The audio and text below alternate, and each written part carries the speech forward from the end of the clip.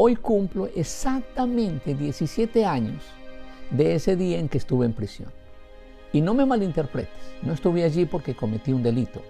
Estuve allí porque fui a dictar charlas y talleres sobre psicología para las personas que estaban allí privadas de su libertad. Y hoy quiero compartir contigo, desde lo más profundo de mi ser, las enseñanzas y los aprendizajes que tuve allí al visitar varias veces esos penales, para entender qué podíamos aprender de eso y cómo podíamos eso transformarlo para nuestra vida. Mi nombre es Nelson Fernando Guzmán y desde la psicología espiritual hoy te estoy haciendo una invitación desde lo más profundo de mi corazón para que juntos reflexionemos sobre nuestras creencias mentales y emocionales y cómo podemos transformarlas. ¿Para qué? Para ser plenos, felices y lo más importante, vivir en libertad. Así que comenzamos. Trabajaba para el gobierno, para una institución del Estado, y me pedía que dictaran talleres en la cárcel. Entonces se seleccionó la cárcel de varones y después se seleccionó la cárcel de mujeres. Seleccionamos la de varones primero y lo que me piden es que, pues obvio, solo al entrar ahí llevara una carta y solo llevara mi documento de identidad. Al entrar, lo que más me impactó, entre las cosas que me impactó, es que el guarda me agarra mi mano y me la jala para ponerme un sello. Y lo primero que yo, como reacción, le dije, no, venga, yo no estoy detenido, yo vengo a dictar unos talleres de psicología. Y el guarda me dice, sí señor, yo sé qué es eso, pero le pongo un sello, es para protección suya, porque allá adentro me lo pueden cambiar. Yo que venía de una manera serena, tranquila, a dictar un taller, ¿cómo crees que me puse? Nervioso, acelerado, vienen cosas. A pasar por un pasillo, me lleva un guarda, me lleva a otra puerta, me lleva a otra garita, me lleva a otra puerta y así por el estilo, hasta que llega y me dice, quédese en esta puerta y no se mueve de ahí.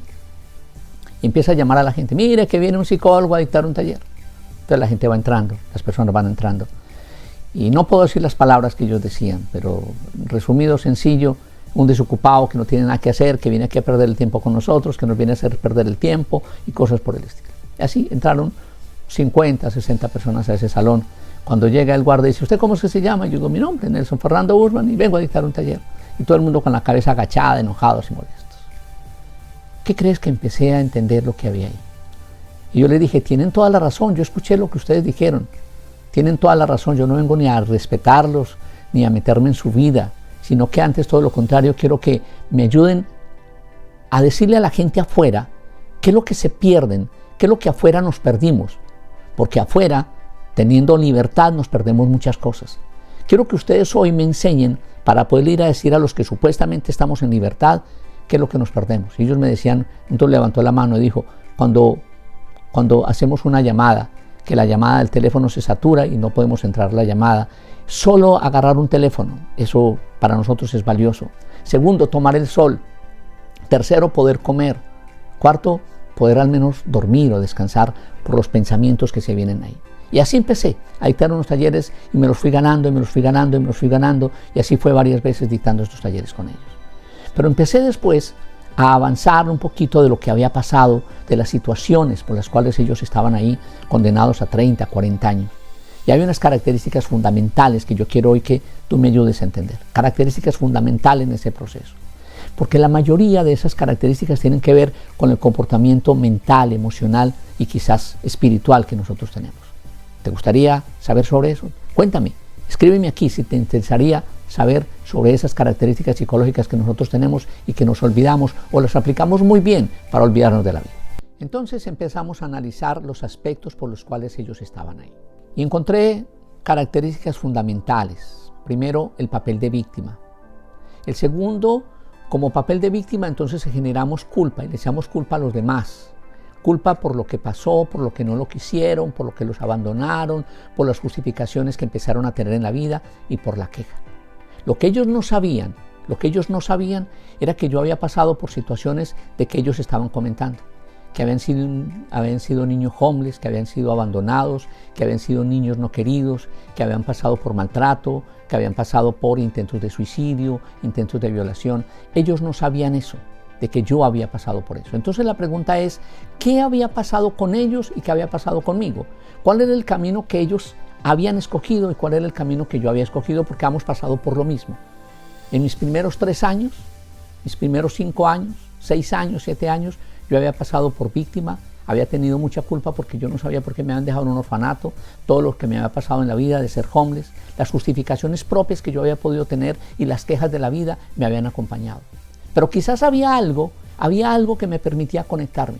Y eso fue lo que me ayudó para poderlos entender y poderlos ayudar y poderlos enrutar un poquito en su camino para que encontraran herramientas y estrategias para que ellos empezaran a escribir su historia y empezar a liberarse de eso que estaban viviendo. Eso es una parte fundamental del proceso que se lograron, no sé, pues yo no estuve mucho tiempo ahí, pero espero haber dejado en ellos huellas fundamentales en esa parte. Y lo que te quiero contar adicional era lo que yo había antes investigado en las comunidades antes de llegar allá. ¿Quieres saber sobre eso? ¿Tú qué te imaginas cuando fui a comunidades vulnerables, comunidades muy humildes, donde iba a dictar talleres en la noche sobre la convivencia? Inventamos un programa que se llamó Vecinos y Amigos. ¿Y tú qué crees? ¿Qué hacía la gente para ir a los talleres de psicología o a los talleres de psicología? ¿Tú qué crees? Coméntame aquí. ¿Qué crees? ¿Qué crees? ¿Qué crees? Coméntame.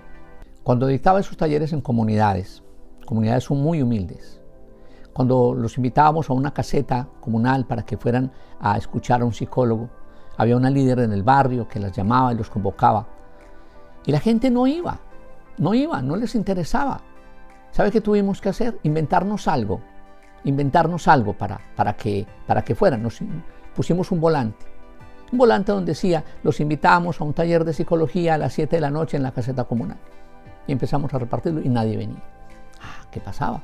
Entonces voy donde otra líder y llega y me dice, mire, es que ese volante está mal redactado. Y yo, ¿pero qué falta? ¿Qué errores de ortografía? No, está mal redactado. Ahí no dice que hay comida. Ellos van a venir solo si hay comida. Entonces dígales que gran refrigerio y abajo en letra chiquita va a venir alguien. Ni siquiera diga que es psicólogo para que la gente venga. No iban a escuchar psicólogo. No les interesaba escuchar la tema de psicología. Les escuchaba, era ¿qué? Saciar su hambre, saciar su vacío existencial. Pues hicimos así, gran refrigerio y en letra chiquita va a haber un psicólogo dictando clase. Iban por el refrigerio. Entonces ahí, uniendo las teorías, uniendo a Sigmund Freud, ¿qué dijo? Ciertas personas se quedan en una etapa que se llama la etapa oral, donde solo deme. Y si esa persona no recibe, entonces entra ¿a qué? Entra en un rol de víctima. Y esa víctima, porque no le dieron, entonces genera culpa, porque el culpable es el otro. Y a través de esa culpa, entonces se justifica para no asumir responsabilidades de sí mismo. Y fuera de eso, entonces entra en la queja. Entonces imagínate lo que pasaba con ellos. Víctima, culpa, justificaciones, queja, y eso tenía un patrón comportamental de la vida, que la mayoría de esos barrios, de la gente de esos barrios, se comportaban así. Y hice la siguiente investigación. ¿Te gustaría saber qué fue lo que hice? Escríbeme aquí abajo. Entonces empiezo con esas comunidades. Como el tema era comida, entonces se me ocurre ir a una institución donde enseñaban panadería. Entonces allá los estudiantes necesitaban hacer práctica y hice un convenio con esa institución para que estos muchachos que estaban haciendo panadería hicieran su práctica en los barrios que yo iba a hacer el trabajo. Entonces así me fui con ellos y empecé a decirle la idea, mire, mañana va a haber una clase de panadería. Y yo inicialmente puse los ingredientes. Al muchacho no había que pagarle porque en la institución él era una práctica, entonces no necesitaba pagarle, lo único que había que pagarle era el transporte. Entonces la primera vez yo puse los ingredientes y empezaron el tema de la panadería. En la segunda clase que vinieron muchas personas interesadas en el proceso. En la segunda clase, ¿qué cree que pasó? Empezaron los pretextos. Víctimas, no tenemos horno. Miren, la caseta, la electricidad hay que pagarla, entonces la ponían de contrabando. El gobierno nos debe dar todo, la culpa, las justificaciones, no tengo tiempo, y la queja. ¿Eso para qué? ¿Entienden los patrones conductuales en las comunidades? ¿Qué hice entonces? Juntamos un dinero entre todos y compramos un horno de segunda, no era un horno nuevo porque no teníamos recursos para eso. Pusimos el horno y empezamos a trabajar el tema de panadería. Venían en la clase y entonces dijimos, bueno, hagamos una cosa. Con lo que se está haciendo, los primeros ingredientes que se compraron, ustedes van a comprar el pan aquí mismo. Cómprenlo ¿para qué? Para que nos sostengamos y dentro de 8 días, con lo que ustedes hicieron, entonces vamos a comprar de nuevo ingredientes para aprender. ¿Qué cree que pasó? ¿Qué creen que pasó? ¿Qué crees tú que pasó? Empezaron a otra vez el papel de víctima, de culpa, justificaciones, se llevaban el pan y no lo pagaban. ¿Y eso tiene que ver con qué? Con esa etapa inicial ¿de qué? Etapa oral que dice Freud. Nos quedamos ahí en esa etapa. Entonces, ¿qué hacer con ellos? Entonces empecé a investigar un poco más y toda la justificación, toda la culpa que ganaban, toda la culpa que generaban en las justificaciones era que no tenían dinero y no tenían ni siquiera para comprar en la casa. Entonces empecé a hacer la siguiente investigación. ¿Te gustaría saber qué hice? ¿Te gustaría saber qué hice? Adicional a la panadería, entonces empezamos a trabajar con la Secretaría de Agricultura, un proceso porque ellos decían que no tenían para comer, que no tenían ni para comprar las verduras, entonces empezamos a hacer un proceso de cultivos hidropónicos en los patios de las casas. Empezamos a observar las casas y tenían en las casas, en el patio, un basurero, y entonces empezamos a proponerle que limpiáramos ese basurero, y en ese basurero que había en el patio empezamos a ponerles cultivos hidropónicos, y la Secretaría de Agricultura les enseñó cómo el cultivo hidropónico y les puso las plantas y les puso todo, y lo único que tenían que hacer era ¿qué? Echarle agua, no más. Hago una pregunta de estadística. De cada 10 casas, ¿cuántas creen que llegaron al proceso final de tener productos ahí? Pues te lo doy de una vez. De 10 casas, una. Cuando volvíamos a los 3 meses a revisar qué había pasado en lo que se había hecho en la planta de cultivos hidropónicos, en las plantillas que se habían hecho, tenían basura, habían puesto la basura ahí. ¿Y eso por qué? ¿Por qué? Porque había un proceso de víctima, de culpa, de queja y de justificación.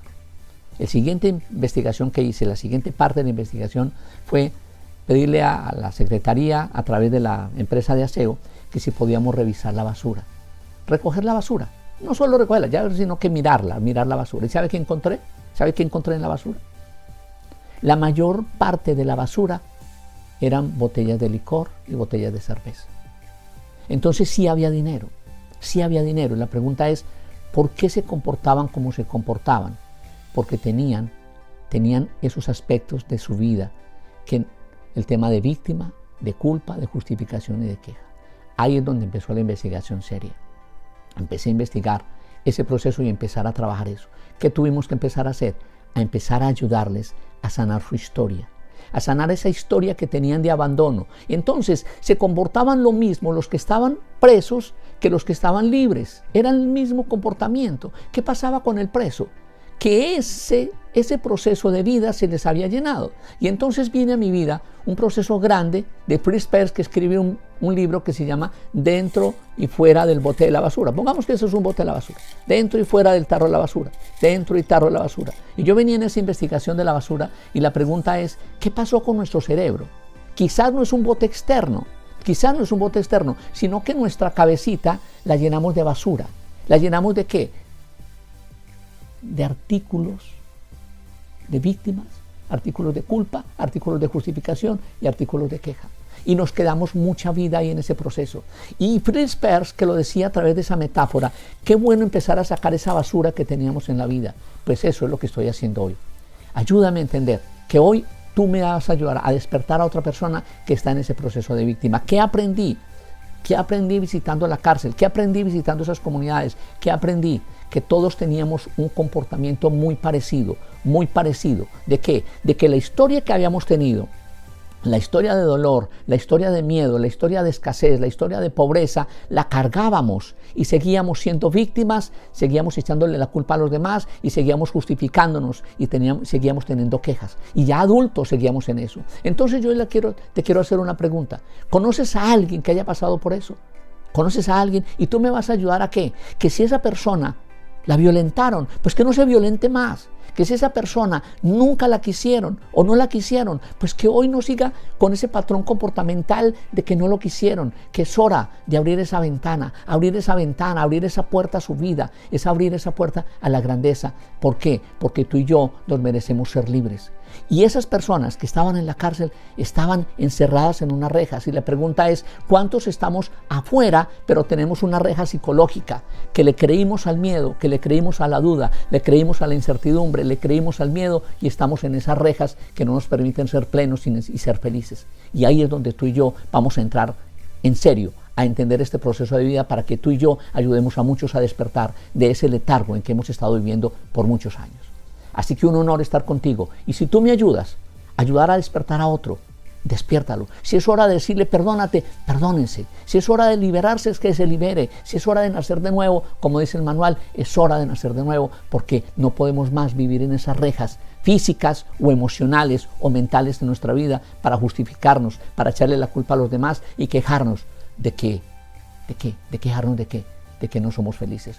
Ya no más se acepten esas disculpas, no más esas quejas, porque vamos a aprender a ser felices a partir de ahora. Muchas gracias. Hasta la próxima.